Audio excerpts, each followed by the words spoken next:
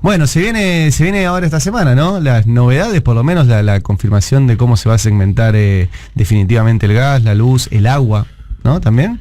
Se supone que en las próximas horas se van a conocer, a las 13 va a estar el primer anuncio respecto a lo que tiene que ver con el agua. Sí.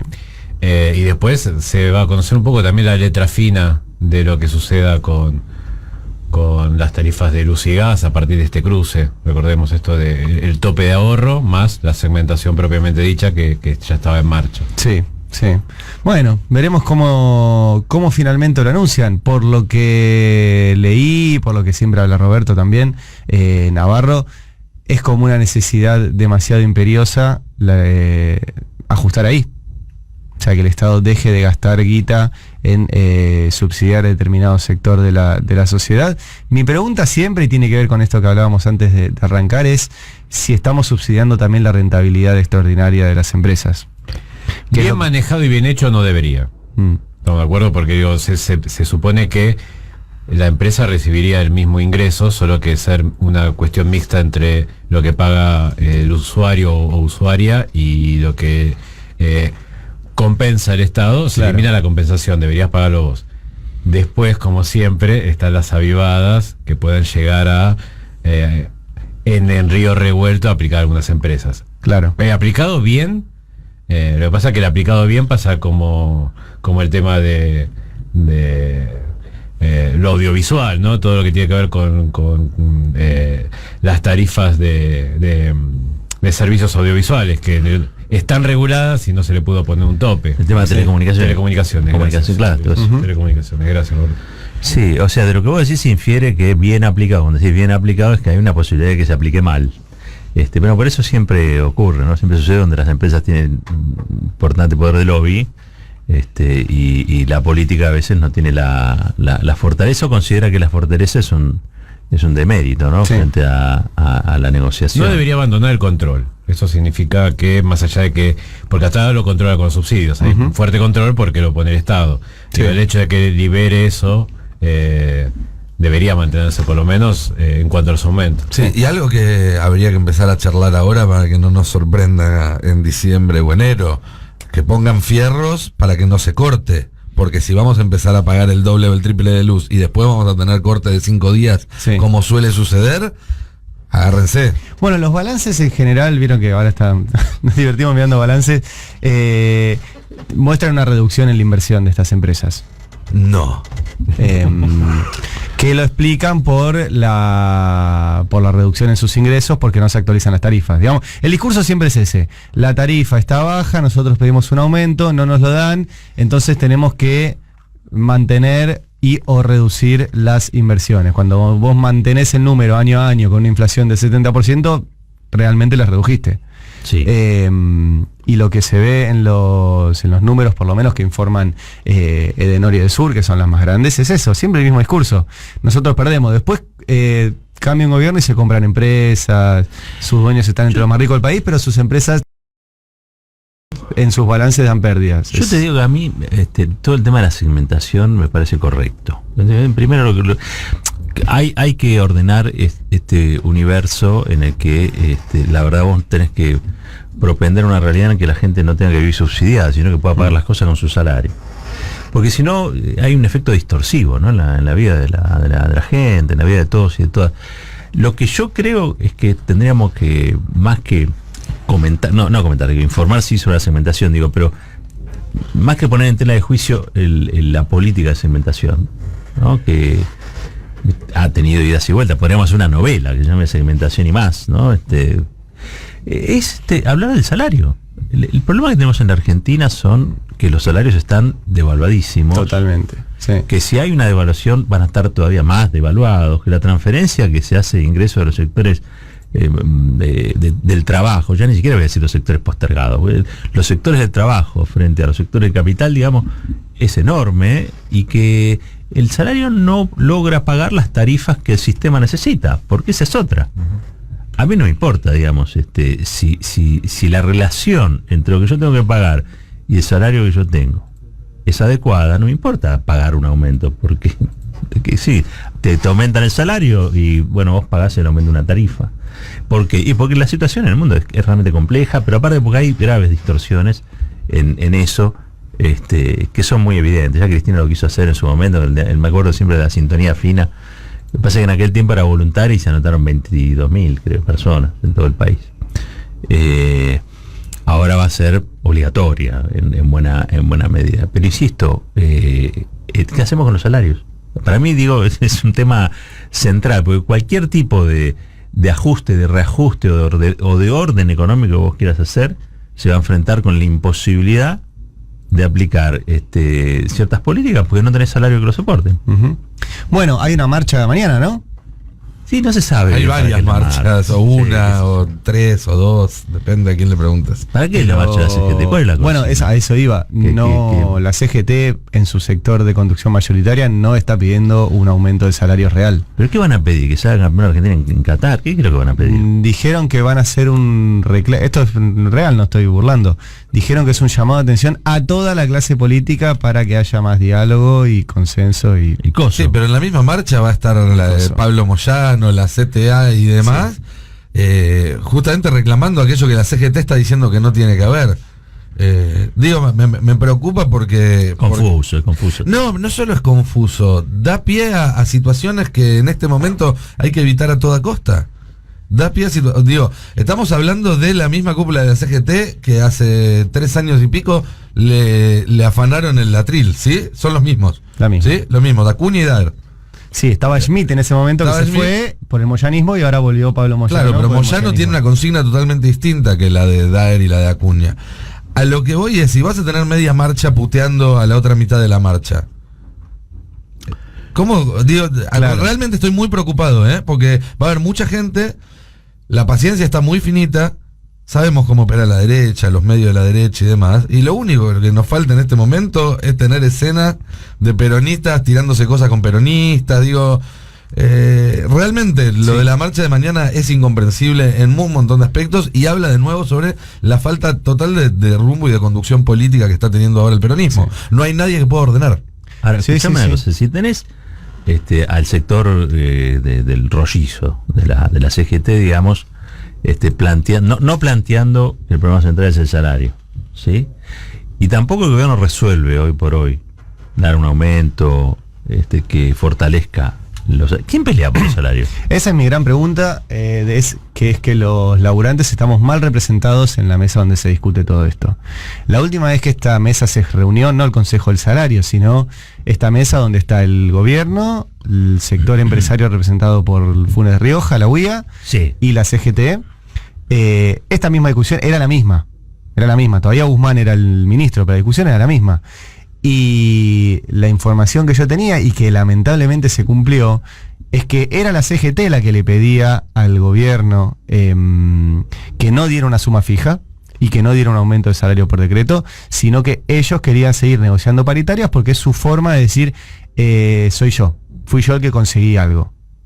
Si el gobierno establece un aumento por decreto o qué sé yo, es el gobierno el que se gana ese... Eso es vedetismo político. Bueno, sí, yo te estoy contando la información que tenía y lo que efectivamente pasó. Y hay otro tema. Y la CGT le pidió eso a Moroni se lo transmitió a Alberto, y Alberto le dijo, hacé lo que dice la CGT. Entonces terminamos así.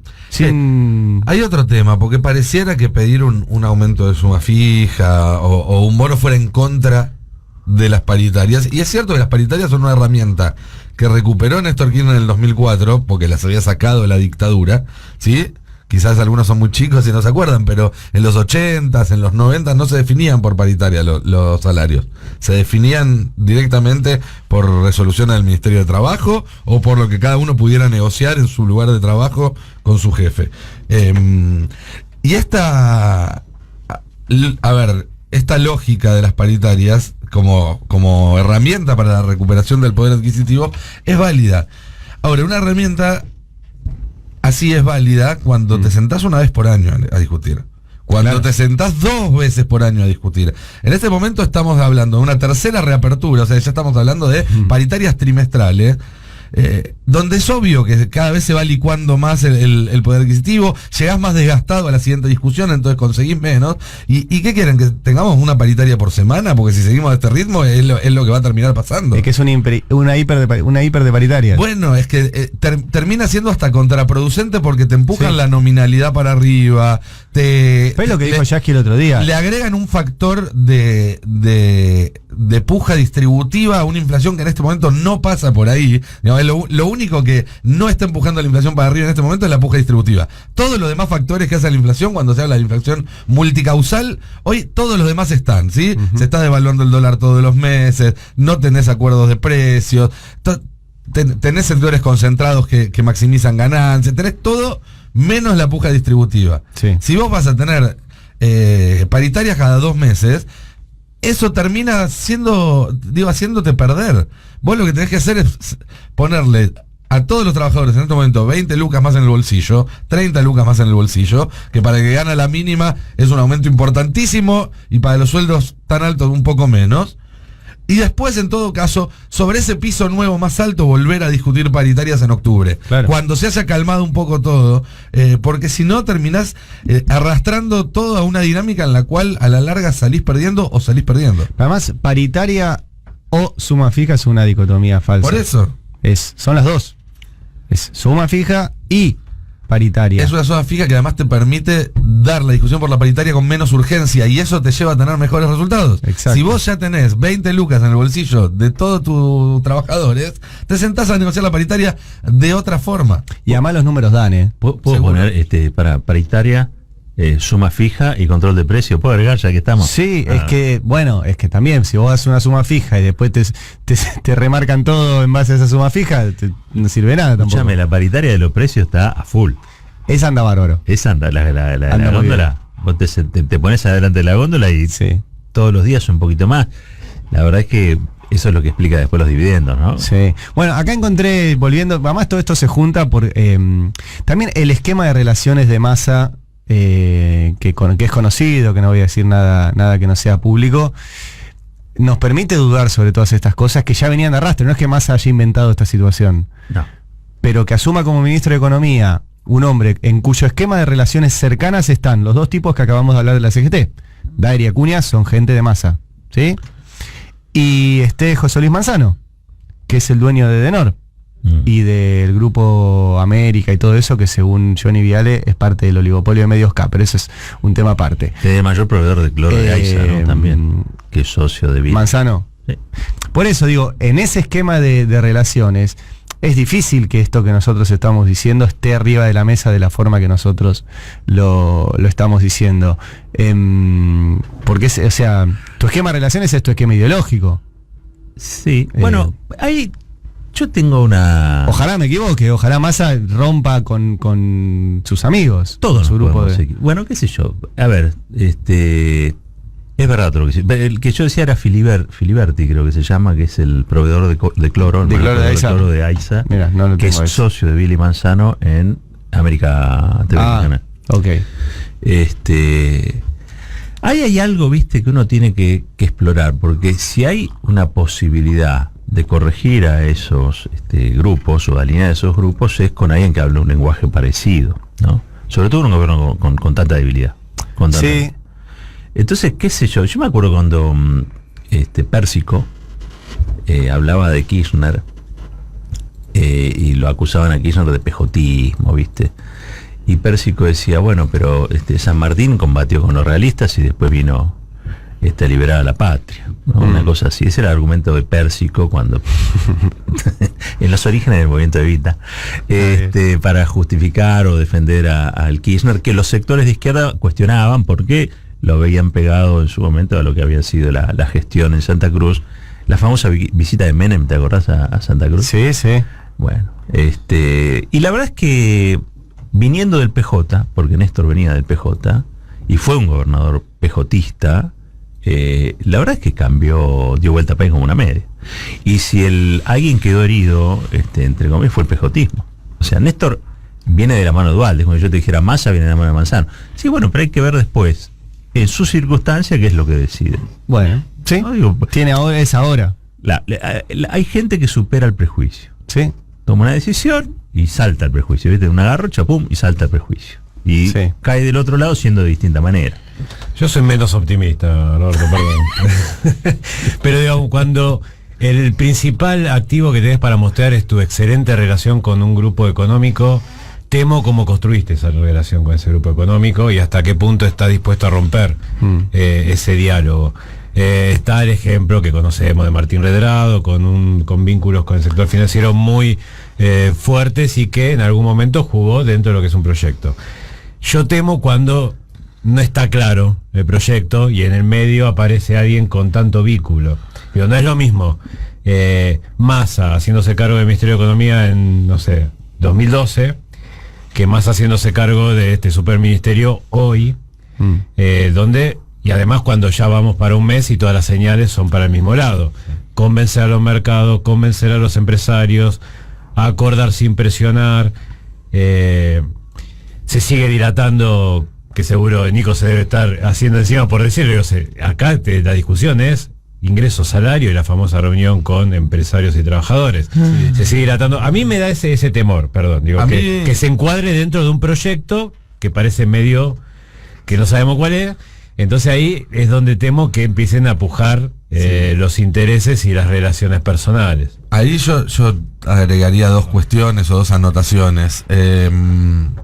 La primera, un proyecto se hace más ancho, o sea, con mayor capacidad para incluir a figuras que tengan una orientación distinta o que sean de alguna manera disonantes, cuanto más fuerte es la conducción política de ese proyecto. ¿Por qué podía estar Redrado en el Banco Central? Porque estaba Néstor en la presidencia y indicaba hacia dónde se iba, digamos, ¿no?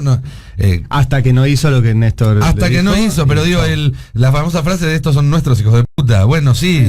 Había alguien que indicaba hacia dónde tenían que ir los hijos de puta y los hijos de puta iban en ese sentido, ¿sí? Eso por un lado. Por otro lado, creo, y esto ya es un análisis mío, que a esta altura de las cosas, agosto de 2022, el dólar rondando los 300 pesos y demás, así como en su momento se decía que el candidato es el proyecto, hoy podemos parafrasear eso y decir el proyecto es el resultado. Yo no creo que a Massa le estén exigiendo hacer algo distinto a lo que se sabe que Massa viene a hacer a esta altura del partido. Lo que le están exigiendo es que haga lo que sabe hacer y que eso dé resultados. Lo que le están diciendo de Massa, te das 100 días, traeme una inflación abajo del 5%, traeme unas reservas con unos tan cuantos dólares, y después en todo caso sobre esa base podemos discutir cómo seguimos, o no sé cuál habrá sido el arreglo que habrán hecho entre ellos, pero a lo que voy es que yo no veo que nadie haya puesto a Massa ahí para que haga nada muy distinto a lo que sabe hacer Massa, y nosotros sabemos que sabe hacer Massa. Sí, no va a iniciar un proceso de liberación nacional. No. Y además, si hay alguien que conoce a Massa, es Cristina. Pero claro. O sea, es muy, muy interesante cómo, iba a decir toda, pero ponele que casi toda la camada de dirigencia política actual son hijos de Cristina y no existirían en la política sin, ¿no? Incluso muchos de la oposición. Yo dije toda, o sea, sí. Digo, excepto Macri, la gran mayoría de los dirigentes han pasado en algún momento por... no sé. Pregúntenle a Cornejo, por ejemplo. Claro, no, pero además... Ni hablar de Lustó, Ocaña. Sí. Y lo mismo Alberto. Massa era un joven dirigente heredado del menemismo en la ANSES. Pero que llevó a la ANSES digamos, al mejor momento de su historia también. Sí. Y sobre todo, Massa fue el mentor desde el ANSES de una generación de funcionarios. También. Desde Vudú hasta Bocio, pasando por varios que terminaron siendo intendentes del conurbano, diputados nacionales, ministros, secretarios. Fue un gran formador de cuadros Massa para el peronismo en el sentido más amplio de la palabra. Sí. Qué fuerte, Massa fue. Pero sí, no, estoy de acuerdo. Lo cual vuelve doblemente preocupante que ahora no consiga a nadie para terminar de armar su equipo, ¿no? Bueno, lo formó bien porque lo formó con conciencia crítica. Entonces, después... No, bueno, sí, es como siempre cuenta Amado, viste, que él estudió en el SEMA. Y que un día estaba dando clases y dice, che, pero esto que estamos diciendo no es. No funciona. Pero bueno, también lo mismo que hablabas antes, habla el idioma conoce de adentro cómo... ¿Qué trajo San Martín cómo piensa a la lucha de la independencia? Sí. La estrategia aprendida allá. Sí. en sus luchas contra Napoleón, digamos, Sí. ¿no? A mí me da la impresión de que quizás se espera mucho de Massa, ¿no?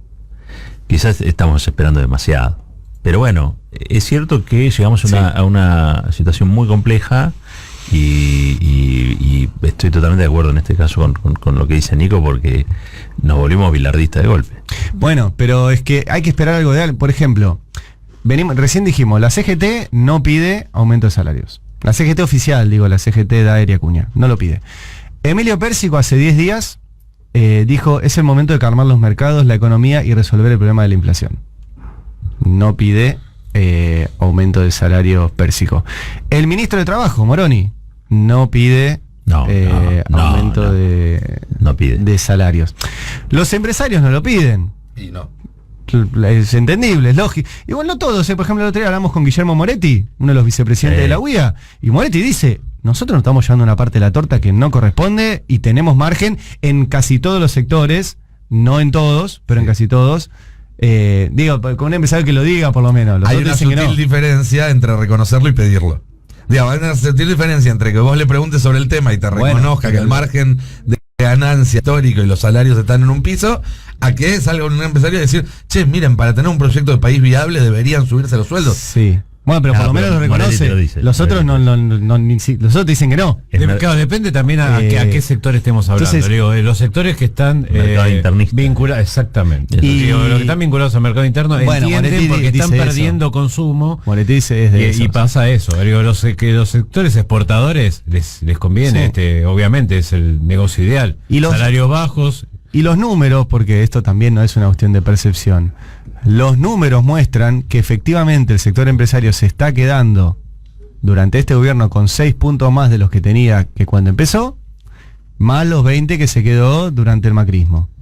O sea que se han quedado con una porción de la torta mucho más grande y que desde que se reabrió la economía, cuando se pudo durante la pandemia, la producción, el ingreso empresario, la renta, las exportaciones subieron y los salarios siguieron para abajo. ¿Alguien tiene que pedir aumento de sueldos? Y lo pedimos nosotros acá, Sí. pero no, en la mesa donde esto se discute no está esa discusión. No lo piden. Bueno, es que el Ministerio del Salario es el Ministerio de Trabajo, digamos, ¿no? Ujú. Y allí hay poco activismo. Bueno, por poco eso. O en realidad es algo que podría interpretarse como un activismo al revés. Porque yo te digo, hoy estaba mirando, las exportaciones crecieron enormemente. El empleo, ustedes saben, digamos, ¿no? La desocupación es bajísima. Por el otro lado estaba viendo los dividendos, bueno, siempre lo que hablábamos, Loma Negra. Loma Negra es interesante porque es todo el material para la construcción, digamos. Sí. Esencialmente es construcción y es obra pública, ¿no? Si hay un sector favorecido por el incentivo o el subsidio a la obra pública, es Loma Negra. Ahora, todo eso ocurre y sucede con salarios que son muy bajos y que no sirven para reactivar el mercado interno, con lo cual yo no sé si el modelo que finalmente terminó encallando en estas costas no es un modelo agroexportador, ¿no? De salarios muy bajos, como ocurre en otros países, digamos, que fundamentalmente asientan su desarrollo desigual en la exportación de materias primas. Claro. Después el PIB per cápita te da re lindo, pero está concentrado. Claro, porque te da que no sé, viste, dos personas comiendo pollo cuando uno se comió 2 pollos y el otro estaba con hambre, digamos. Sí. Bueno, un ejemplo lo da una de las posiciones que tiene el sector agropecuario y con el cual se va a sentar a la mesa de discusión, se supone hoy a partir de las 5:30 de la tarde con el gobierno, y que tiene que ver con que a partir de la baja muy fuerte que tuvo el consumo de carne, digo, en algún momento, allá por el 2014, 2013, llegamos a consumir 60 kilos por persona, hoy está no mucho más del 40. La idea o lo que plantea, y que de hecho está hasta de carne incluso está vacuna, bien ¿no? visto, ¿Viste? de carne vacuna, muy gracias, carne porque vacuna. ahí está el kit, gracias. Porque lo que plantea el sector agropecuario es libérenme las exportaciones, nosotros podemos exportar mucho más, y consideramos que el 40% de piso que hoy tocó se podría mantener. Entonces la idea que plantea, y ahí está bien tu aclaración, lo que plantea el sector agropecuario es, vos me liberás, permití De hecho, lo que dice uno de los principales referentes del sector rabetino, por ejemplo, de ABC Consorcio de Exportadores, tiene que ver con, incluir otras carnes, dame pollo, dame pescado. Esa fue una de las explicaciones que dio. Digo, cambiar la dieta de los argentinos en función de que puedan exportar un mayor volumen de carne. Eso es una de las parte de los pedidos, además de que liberalicen la exportación de granos como el trigo y el maíz, que no haya cupos, que le bajen las retenciones, que le suban el dólar y que le regalen media Argentina. Además de todo eso, es mantener bajo... eso ya ocurre igual. Por eso ya ocurre en los hechos. Uno pensaría que la idea es recomponer eso, que la gente pueda comer más carne, porque volvemos a la cuestión de las estadísticas. Hacemos una cuenta de cuántos están consumiendo realmente, cuántos hogares están consumiendo realmente 40 kilos, o no, hogares, personas están consumiendo 40 kilos de carne por año. No, seguramente hay gente que consume 80, 70, 100, y otras que consumen nada, o 20, o 10. Entonces, es un promedio. Como promedio ya es preocupante, y aún así, más preocupante si nos ponemos a ver que hay un gran porcentaje de la población que no llega a los mínimos requisitos para alimentarse en general. Claro. Entonces, digo, ya como promedio es bajo. Y todo tiene que ver con esta idea de privilegiar las exportaciones, porque así vienen los dólares y que con los dólares baja el es que si vos pensás, el salario bajo es funcional. Eso intento, Roberto, pensar. No. Pero el salario bajo es funcional a esa estrategia exportadora. Obvio. Porque el mercado interno consume menos y libera más cuestiones para la exportación. Entonces vos cuando acá, y yo creo que es así, digamos, la Argentina tiene un el doble efecto, los dos efectos que planteas. Uno es costo más barato, costo laboral más barato, lo que ellos llaman costo laboral. Eso es, y el otro es reducir el consumo. Hay un sector que piensa en las exportaciones que no le importa el consumo interno. Ahí la diferencia con Moretti. Entonces, reducís el consumo, a ellos los beneficia, tienen mayores saldos exportables y además tienen mano de obra barata. O sea, le cierra el esquema de salarios bajos hacia el sector que tiene sesgo exportador, le conviene por absolutamente todos lados, porque no le importa. El fabricante de electrodomésticos lo hundís. Al tipo que construye, fabrica heladera, al tipo que sacó el auto eléctrico, qué sé yo. Va a pasar lo mismo que con el macrismo, que esos productores, como pasó con muchos, recordemos que en algún momento en Ushuaia, incipiente o no, empezó como una industria electrónica, apareció marcas como Van Gogh, distintas empresas que acercaron ciertos componentes o ciertos electrónicos y línea blanca a la población de manera más barata. Se importa. Claro. Y a ellos también no les importa importar, porque como tienen un ingreso dolarizado, el resto se puede importar. En la cabeza del sector empresario es, nosotros somos el granero del mundo y el resto de lo producido se importa. La verdad creo que estamos discutiendo en la urgencia, desgraciadamente, ¿no? Y que hemos perdido un poco la discusión de fondo, que tiene que ver con qué modelo de país le sirve a la Argentina. Estamos discutiendo en la urgencia de conseguir dólares para el Banco Central, porque sin dólares no tenés capacidad. O sea, el Estado, nuestro Estado, no solamente es débil políticamente, sino que es débil económicamente, financieramente es débil.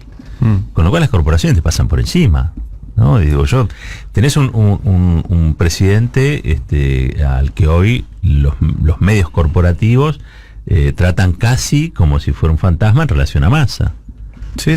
No, digo, la verdad que eso no es curioso, digo, todo tiene un objetivo, y es que esa falta de poder financiero se traduzca también en una falta de poder político o viceversa. Esto es el huevo y la gallina, no sé qué empezó primero, ¿no?